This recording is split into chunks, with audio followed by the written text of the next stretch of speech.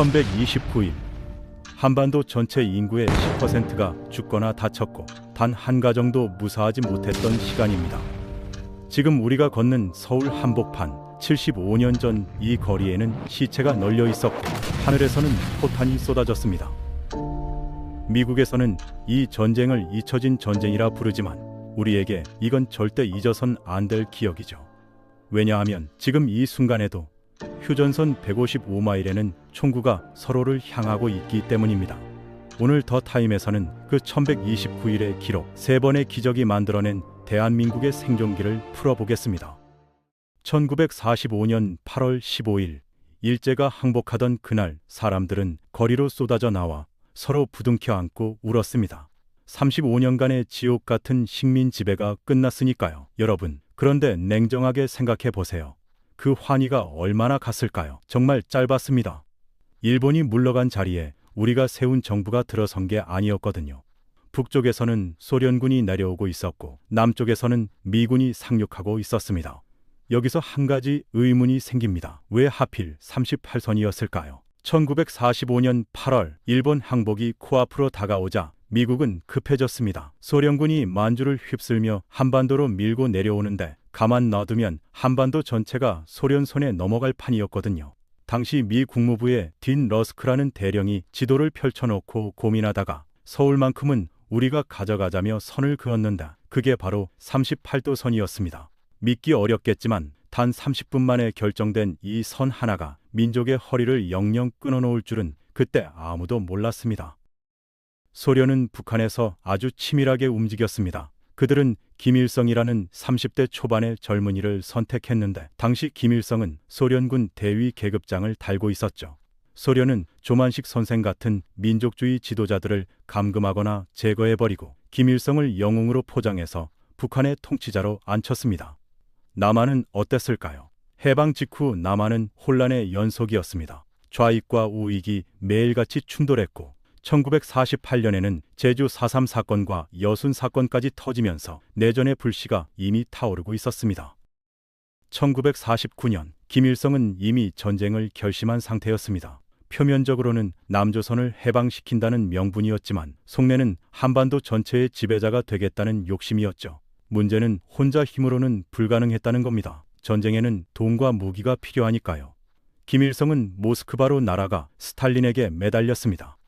스탈린 동지, 남조선 인민들이 이승만 정권을 싫어합니다. 우리가 툭 치기만 하면 3일 안에 끝납니다. 무려 48차례나 이렇게 졸랐다고 해요. 처음에 스탈린은 거절했습니다. 일성아, 미국이 가만히 있겠냐? 걔네 핵폭탄 있어. 나 3차 대전하기 싫어. 이런 식이었죠. 그런데 1950년 들어 상황이 급변합니다. 3가지 결정적인 사건이 터졌거든요. 첫째, 마오쩌둥이 국공내전에서 승리하면서 중국 전체가 공산화됐습니다. 둘째, 소련이 핵개발에 성공해서 미국과 대적할 힘이 생겼습니다. 셋째, 그리고 가장 결정적이었던 건 미국의 실수였습니다. 1950년 1월 미 국무장관 딘 애치슨이 미국의 방어선에서 한국, 대만을 제외한다고 발표해버린 겁니다. 이 소식을 들은 스탈린은 기뻐 날뛰었습니다. 미국이 한국을 버렸으니 지금이 기회라고 판단한 거죠. 정리하면 간단합니다. 김일성은 하고 싶었고 스탈린은 계산했고 미국은 잘못 읽었습니다. 결국 스탈린은 김일성에게 승인을 내려줬지만 꼼수를 부렸습니다. 미국이 개입하면 나는 못 도와주니까 그땐 마오쩌둥한테 부탁하라는 조건을 달아서 발을 뺀 겁니다. 그때부터 북한은 미친 듯이 전쟁을 준비했습니다. 소련에서 최신형 T-34 전차 242대를 들여왔고 야크 전투기까지 배치했습니다. 반면 남한은요, 전차 0대, 전투기 0대였습니다. 오직 소총과 박격포뿐이었죠. 이건 싸움이 아니라 학살이 예고된 상황이었습니다. 1950년 6월 25일 새벽 4시 한반도에는 장마비가 부슬부슬 내리고 있었습니다. 그 고요한 빗소리를 찢으며 38선 너머에서 북한군의 야포가 불을 뿜었습니다. 작전명 폭풍, 말 그대로 폭풍처럼 밀고 내려왔습니다. 당시 우리 국군의 상황은 너무나 안타까웠습니다. 군 수뇌부가 북한의 수상한 움직임을 감지하고 비상 경계령을 내렸다가 하필 전쟁 하루 전인 24일에 경계령을 해제해버렸거든요. 농번기라 일손이 부족하니 병사들 휴가 보내주자는 이유였습니다. 전방 병력의 3분의 1이 부대를 비운 상태였습니다. 북한군 선봉에는 T-34 전차가 있었습니다. 여러분, 당시 우리 국군 장병들은 태어나서 전차를 본 적이 없었습니다. 저 시커먼 쇠덩어리가 뭐지? 국군은 2.36인치 로켓포를 쏴봤지만 전차 장갑에 맞고 튕겨나갔습니다. 결국 우리 장병들은 몸에 수류탄을 묻고 전차 밑으로 뛰어드는 육탄 공격을 감행해야 했습니다. 전쟁 사흘 만인 6월 28일 수도 서울이 함락됩니다. 이 과정에서 잊지 말아야 할 비극이 있습니다. 한강 인도교 폭파 사건이죠. 북한군 추격을 막겠다고 다리를 너무 일찍 끊어버렸는데 문제는 다리가 끊어진 순간이 아니라 그 뒤에 남겨진 사람들이었습니다. 강북에 남아있던 국군 주력 부대와 수많은 시민들이 완전히 고립되어 버렸거든요. 서울 시민들은 공산 치하에서 숨죽이며 공포에 떨어야 했죠. 여기서 첫 번째 기적이 등장합니다. 춘천을 지키던 국군 육사단 청성부대입니다. 심일 소위 같은 영웅들이 몸으로 적의 전차를 막아내며 북한군 2군단을 사흘이나 춘천에 묶어두는데 성공했습니다. 김일성의 원래 계획은 서울 점령과 동시에 춘천을 뚫고 수원으로 내려와 국군을 포위 섬멸하는 것이었는데 육사단 때문에 이 계획이 완전히 박살난 겁니다. 춘천의 사흘, 이 사흘이 대한민국을 살렸습니다. 서울 함락 소식에 미국은 발칵 뒤집어졌습니다. 트루먼 대통령은 휴가 중이었다가 급히 복귀했죠. 미국은 즉각 유엔 안보리를 소집했고 소련이 불참한 가운데 미국, 영국, 프랑스, 터키 등 16개국이 전투 병력을 파병하기로 결의합니다. 역사상 최초의 유엔군이 결성된 순간이었습니다. 가장 먼저 한국 땅을 밟은 건 일본에 주둔하던 미군 스미스 특수임무부대였습니다. 보병 406명과 포병 134명, 총 540명으로 구성된 이 부대는 자신만만했습니다. 상급자인 처치 준장이 스미스 중령에게 한 말이 있는데요. 전차만 보면 도망가는 한국군 사기를 올려주라는 내용이었습니다. 북한군이 미군 군복만 봐도 도망갈 거라고 믿었던 거죠. 1950년 7월 5일 오전 8시 오산 중미령에서 미군과 북한군의 첫 교전이 시작됐습니다. 결과는 참혹했습니다. 그들이 가져온 무기로도 T-34 전차는 뚫리지 않았거든요. 6시간 15분의 전투 끝에 스미스 부대는 540명 중 181명이 희생됐습니다. 미군은 충격에 빠졌습니다. 이 전쟁 장난이 아니었던 겁니다. 그런데 아이러니하게도 이 패배가 두 번째 기적의 씨앗이 됐습니다. 여러분, 생각해 보세요. 그들이 전멸에 가까운 타격을 입으면서 버텨낸 6시간. 이 시간이 없었다면 어떻게 됐을까요? 바로 이 6시간이 후방에서 미 24사단이 대전 방어선을 구축할 골든타임이 되었습니다. 그들의 희생은 헛되지 않았습니다. 북한군은 전열을 재정비하는데 열흘 넘는 시간을 소비했고 당초 유엔군 투입 전에 전쟁을 끝내겠다던 북한의 계획은 물거품이 됐습니다. 유엔군이 참전했다는 소식에 북한군 사기는 바닥을 쳤고 김일성은 사흘 뒤 스탈린에게 급히 편지를 보내 추가 지원을 요청해야 했습니다. 국군과 유엔군은 계속 밀려 결국 한반도 동남쪽 끝자락 낙동강까지 후퇴합니다. 국토의 90%를 뺏기고 10%만 남은 상황이었습니다. 이곳이 뚫리면 대한민국은 지도에서 사라지는 겁니다. 워커 8군 사령관은 그 유명한 명령을 내립니다. 지키거나 죽거나 더 이상 물러설 곳은 부산 앞바다뿐이라고요. 1950년 8월 낙동강 전선은 지옥이었습니다. 특히 대구로 가는 길목인 다부동은 최대 격전지였죠. 이곳을 지키던 국군 1사단장 백선엽 장군은 후퇴하려는 부하들 앞에서 권총을 뽑아 들었습니다. 내가 물러서면 너희가 나를 쏠라. 너희가 물러서면 내가 쏘겠다. 사단장부터 말단 병사까지 지게의 탄약과 주먹밥을 나르던 민간인 노무자들까지 하나가 되어 싸웠습니다. 시체가 산을 이루고 피강을 이뤘다는 표현이 과장이 아니었습니다. 북한군은 8월 15일 광복절까지 부산을 점령하겠다며 총공세를 퍼부었지만 미 공군의 폭격과 국군의 투혼 앞에 결국 막혔습니다. 북한군의 보급선은 길어졌고 병력은 지쳐갔죠. 바로 이때 메가더 장군의 시선은 한반도의 허리 인천을 향하고 있었습니다. 인천으로 간다. 메가더의 이 한마디에 미 국방부는 난리가 났습니다. 인천은 상륙작전의 무덤 같은 곳이었거든요. 조수간만의 차가 세계 최고 수준인 9m나 되고 갯벌이 끝없이 펼쳐져 있어서 밀물 때 딱 2시간 안에 들어가지 못하면 배가 갯벌에 처박혀 모두 죽은 목숨이 되는 곳이었습니다. 성공 확률 5000분의 1. 그런데 메가더는 그 점을 역이용했습니다. 우리가 불가능하다고 생각하면 김일성도 방심하고 있을 거라는 논리였죠. 성공을 위해 치밀한 첩보전이 펼쳐졌습니다. 유진 클라크 대위가 이끄는 첩보 부대가 인천 영흥도에 잠입해 등대를 밝히고 갯벌 상태를 체크했습니다. 또한 북한군을 속이기 위해 동해안 장사리에서는 열대 소년 학도병들이 낡은 배를 타고 양동 작전을 감행했습니다. 적의 시선을 돌리기 위해 목숨을 바친 이 슬픈 작전이 있었기에 인천의 성공이 가능했습니다. 1950년 9월 15일 작전명 크로마이트, 수백 척의 함대가 인천 앞바다를 메웠고 마침내 유엔군이 월미도에 상륙했습니다. 이게 세 번째 기적이었습니다. 김일성은 완전히 허를 찔렸고 허리가 끊긴 북한군은 도망칠 곳 없는 쥐가 되어버렸습니다.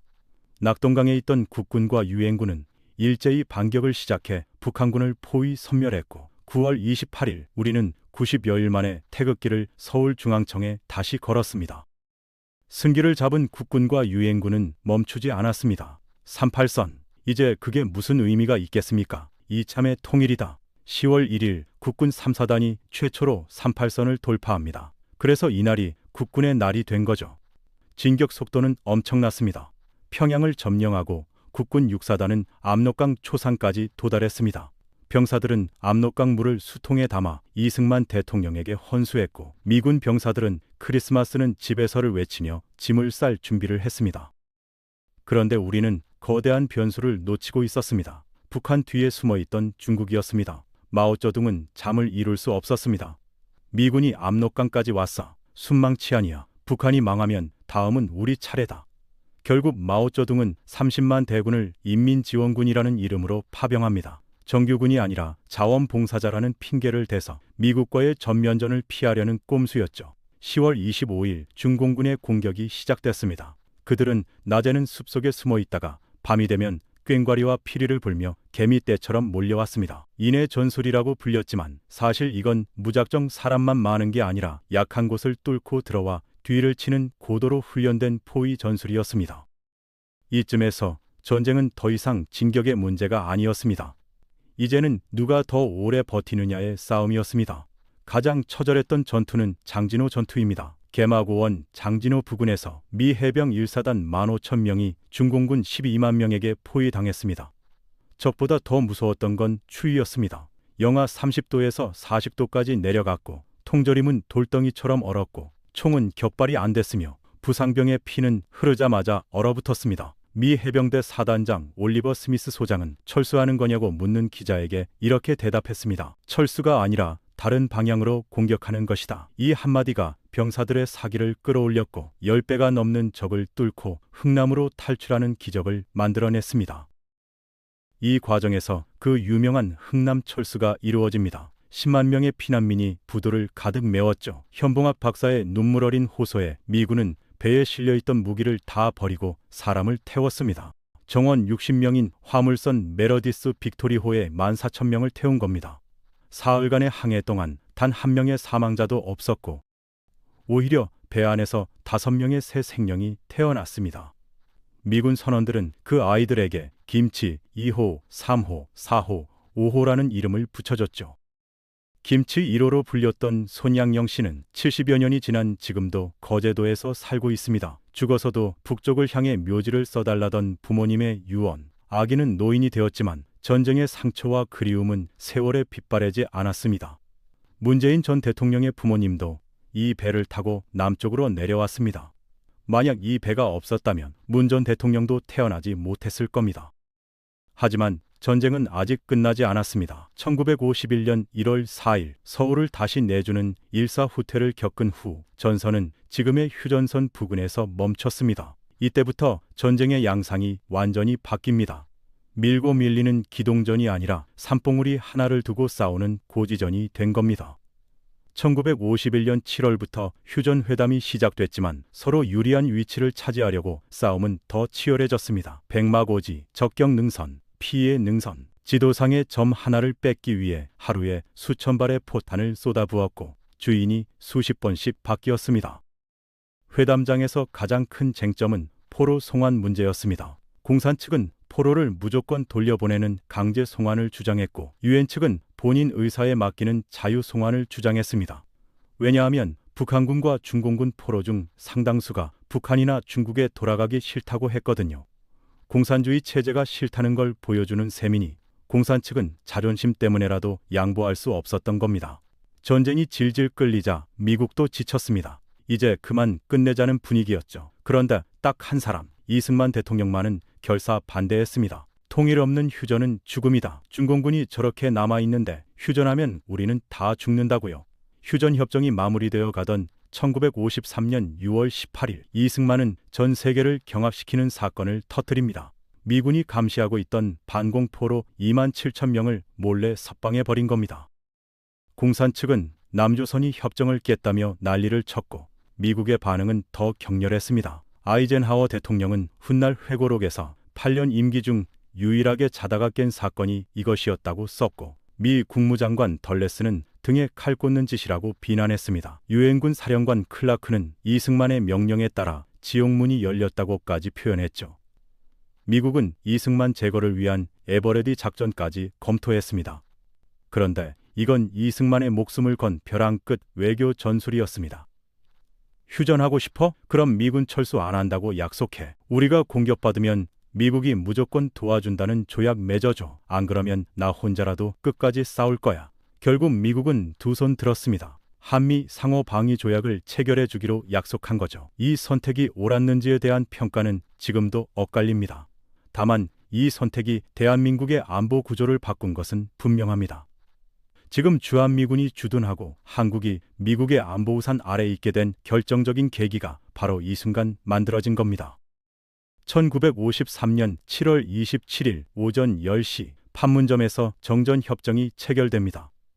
12시간 뒤인 밤 10시 전선의 모든 총성이 뚝 멈췄습니다. 병사들은 참호 밖으로 나와 서로를 멍하니 바라보았습니다. 환호성은 없었습니다. 그저 지독한 침묵과 깊은 안도감만이 흘렀을 뿐입니다. 전쟁의 상처는 너무나 깊었습니다.